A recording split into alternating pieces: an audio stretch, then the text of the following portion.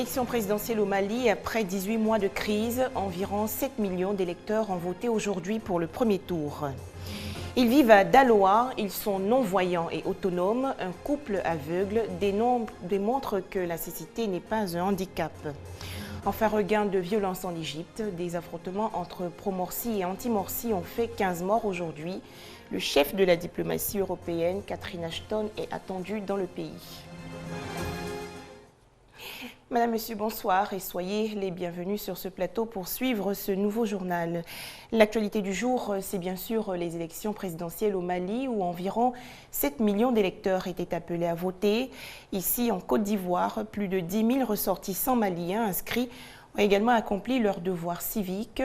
Un scrutin sans heurts, mais difficile, car certains votants n'avaient pas leur carte d'électeur ou n'étaient pas inscrits sur la liste électorale. Grace Kando pour les détails.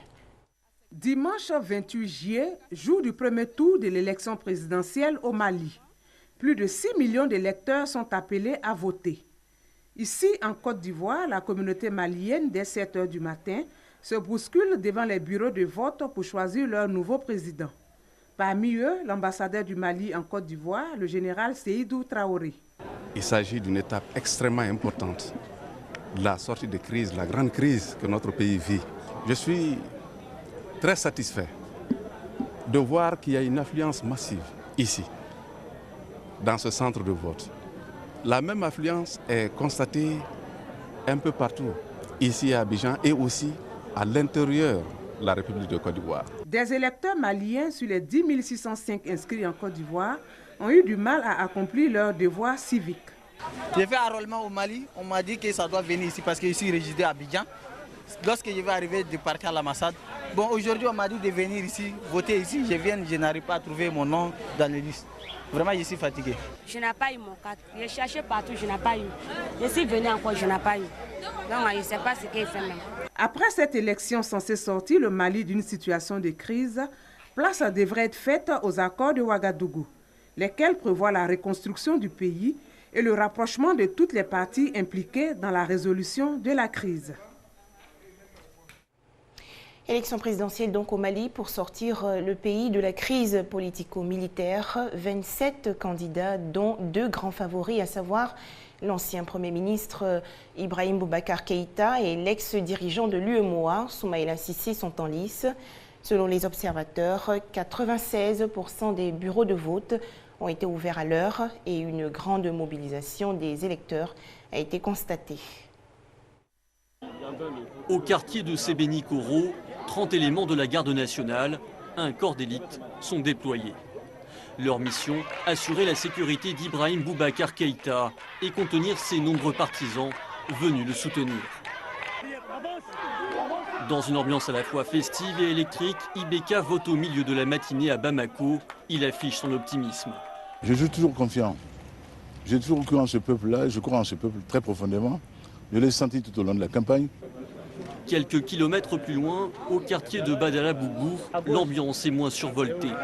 Mais l'assurance de Soumaïla Cissé est aussi forte que celle de son principal rival. Le candidat de l'URD vote dans le bureau 25. J'ai une pensée pour tous ceux que j'ai rencontrés dans ce pays.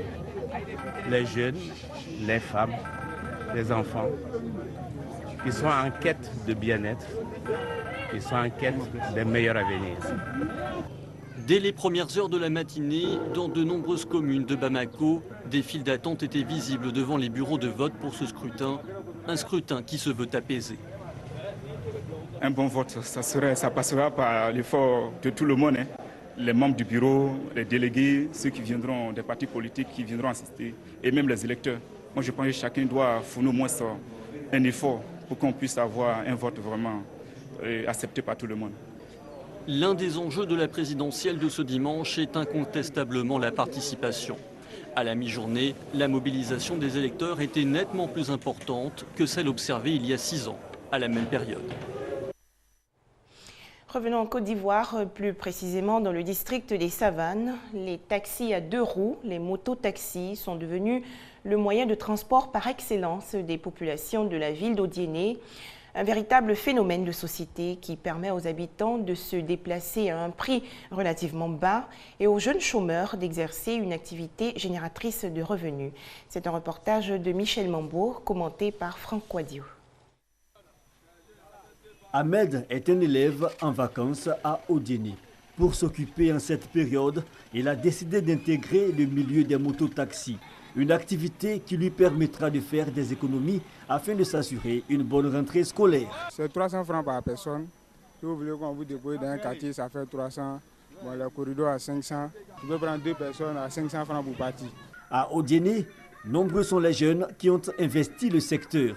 Analphabètes pour la plupart, ils échappent ainsi à l'oisiveté et se donnent les moyens de joindre les deux bouts. Il n'y a pas de travail, je suis obligé de faire ça là pour me défendre quoi.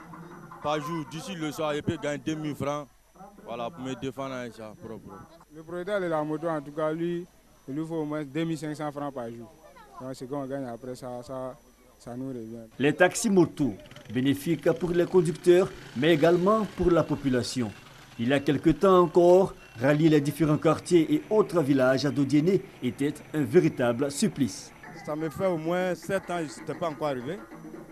Et cette fois-ci, quand je suis arrivé à Odiéné, grâce à moto-taxi, j'ai regagné mon village au même jour.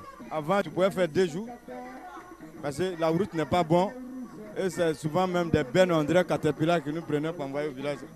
Partenariat gagnant-gagnant entre taxis, motos et usagers reste maintenant à organiser le secteur. Une solution peut-être au problème de l'emploi jeune à Odiéné. L'actualité en Côte d'Ivoire, c'est également cette chasse ouverte du gouvernement aux hôpitaux et centres de santé clandestins. Après la sensibilisation et les mises en demeure, l'unité spéciale de contrôle sanitaire a saisi les matériels de plusieurs centres de santé frauduleux. L'opération s'est déroulée dans les communes de Koumassi, Adjamé et Abobo. Thomas Guessambi. Ne vous fiez pas aux enseignes, pourrait-on dire. Ce centre de soins, situé à Koumassi, commune du district d'Abidjan, est loin d'être autorisé à ouvrir ses portes pour des soins. C'est la deuxième fois en moins d'une semaine et après avertissement que l'unité spéciale de contrôle sanitaire du ministère de la Santé se rend sur ces lieux. Pareil, la turbine est dans un état délabré, vétuste, et puis de surcroît, le mur que nous touchons présentement n'est pas une mur plombée, de sorte que les rayons X traversent le mur. Et comme le service est mitoyen à des riverains, alors ça expose la vie de ses concitoyens. Dieu seul sait si la proximité de ce centre d'avec l'hôpital général de la commune ne favorise pas ce qu'on pourrait appeler le détournement de malades. Autre commune, mais toujours un dénominateur commun, l'exercice d'une profession dans l'illégalité. Dans cette enceinte, on se croirait dans un magasin de stockage de matériel de cinéma ou de pièces de musée. Mais non, c'est bien le plateau technique acquis sans doute de haute lutte qu'offre l'ONG Comupars à ses visiteurs. La carte d'opération est vétuste. Vous constatez qu'il n'y a pas d'huile salitique conventionnelle qui est là. Et les bouteilles d'oxygène, il n'y a pas de manomètre, il n'y a pas de raccord ni rien. Donc les opérations se passent dans des conditions qui ne sont pas hygiéniques. La commune d'Adjamé n'est non plus à l'abri. Centre de secours, la gloire. Ici, il faut sans doute le secours du ciel, après être passé à la caisse pour qu'ensuite gloire lui revienne à lui seul. Dès que cette mousse-là est du sang, d'une patience, on ne peut plus stériliser, on ne peut plus faire quoi que ce soit. C'est une source de contamination pour les autres femmes à venir. La santé, jusqu'où peut-elle permettre aux offreurs et demandeurs de soins de se rencontrer? En tout cas, le ministère de la Santé, par sa direction des établissements et des professions sanitaires DEPS, suit de près le mouvement. On peut peut-être le dire, la traque au hors-la-loi de la santé a commencé et les jours qui viennent livreront certainement les tendances.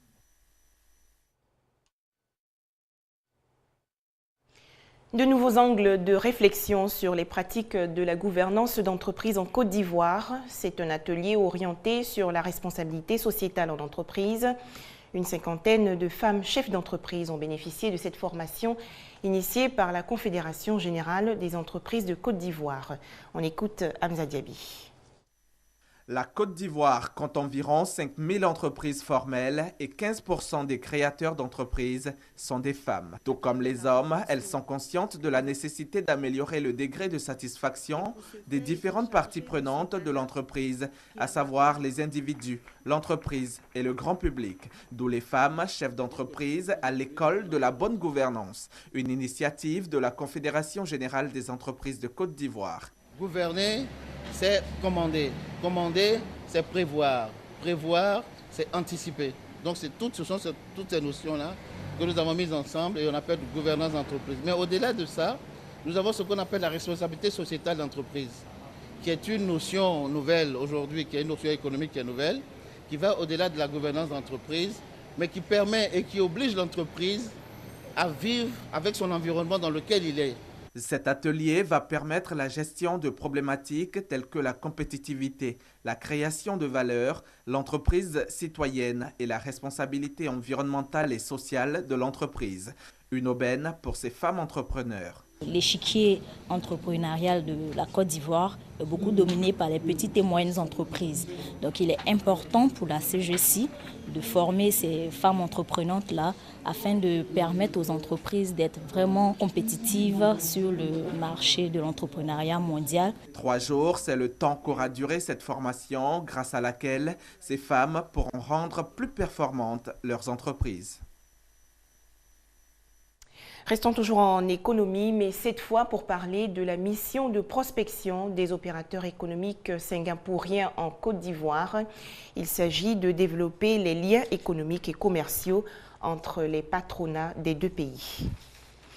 En Tunisie, les autorités s'engagent aujourd'hui à garantir la sécurité des manifestants anti-gouvernementaux au lendemain de violences policières ayant fait un blessé. C'est une marée de milliers de personnes venues de toute la Tunisie qui a participé samedi aux funérailles de l'opposant assassiné, Mohamed Brahmi. Le climat est toujours très tendu à Tunis. L'enterrement s'est terminé en manifestation contre Ennahda, le parti au pouvoir, accusé de soutenir les franges islamistes les plus radicales du pays.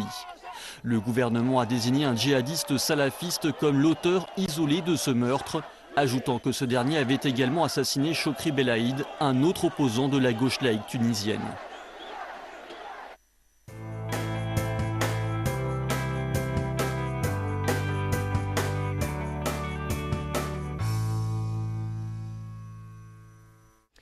Il y a dans le monde plus de 200 millions de personnes qui présentent une déficience visuelle.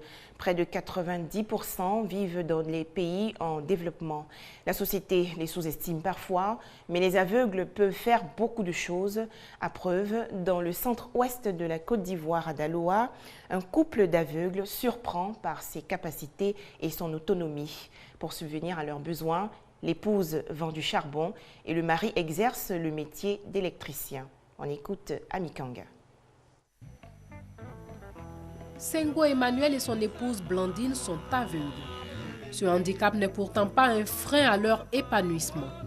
Pour ne pas être à la charge de leur famille, ce couple hors du commun travaille. Emmanuel est électricien. C'est en exerçant ce métier qu'il a perdu la vue. J'ai perdu la vue, ça fait maintenant 26 ans. J'ai perdu la vue lorsque j'étais en train de saigner le mur. Et l'électricien que je suis, c'est le biringue qui m'a atteint l'œil droit. Emmanuel est aussi plombier. L'élevage et la vannerie n'ont aucun secret pour lui. Ces différentes cordes qu'il a à son arc lui permettent de subvenir aux besoins de sa famille. Il travaille, il fait bafon, il fait sang de manioc, il balaye. Blandine, l'épouse d'Emmanuel, ne se tourne pas non plus le pouce. Elle vend du charbon ici, à l'entrée de la ville de Daloa. Et Emmanuel, son époux, n'hésite pas à lui prêter main forte à ses heures libres.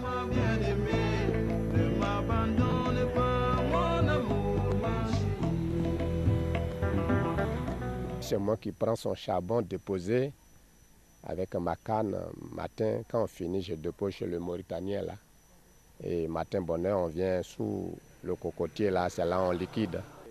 Après une journée bien remplie, les deux amoureux, bras dessus, bras dessous, rejoignent le domicile conjugal. Dino, faut dire chérie. Comment Chérie. Voilà, c'est bien. À la maison, Blandine n'aura pas de répit. Elle aide sa belle-mère à faire la cuisine et la vaisselle. Mais elle doit faire vite parce qu'après, il va falloir préparer la marchandise. Remplir des petits sachets de charbon pour les vendre le lendemain. La mairie nous a octroyé un fonds. Elle a reçu sa part. Elle a préféré faire le commerce du charbon. Et c'est en face de l'étage là que nous avons fait cela. Comme elle a voulu se tresser tout à l'heure, on est allé voir ma petite soeur à Tasbo 2. Alors pour lui rendre un peu coquette. Il a commencé à tasser un sachet 100 francs. Donc souvent un sac, il gagne 1500. Souvent, il gagne 600. Donc il a commencé à... Souvent, il m'avait à 8 heures, il descend à 17 heures. Les deux tourtereaux sont également des passionnés de lecture. Ils parcourent des pages entières de ce livre. C'est d'ailleurs la passion de la lecture qui est à l'origine de leur rencontre. L, A, B. Il emballe la bille. C'est au sein de l'école de la Kosiassi que je me suis connu avec ma conjointe du nom de Kwame Yaya Blandine. Nous voulons avoir des enfants. Si c'est 4 à 5 que Dieu nous donne, on prend, parce que c'est Dieu qui nourrit. La foi en Dieu est au centre de la vie du couple. Cet après-midi, monsieur et madame Sengo font un tour à l'église. Elle est située à quelques pas de leur maison. Là, Emmanuel joue du tambour et sa bien-aimée l'accompagne en chantant.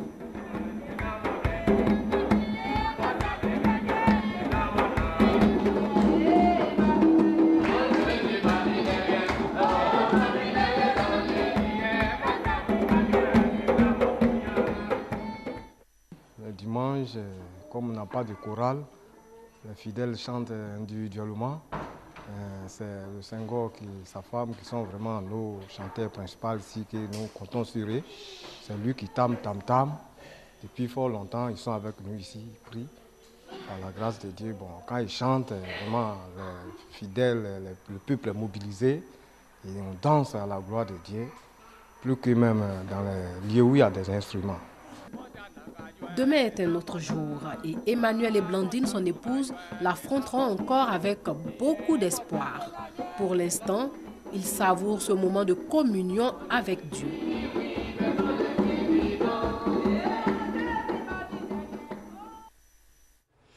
Tout juste après cette édition, vous pourrez suivre le magazine Info Plus. Michel Digré va s'intéresser aux retombées de la nouvelle loi sur le mariage en Côte d'Ivoire. Moi, je vous retrouve demain à 19h précise.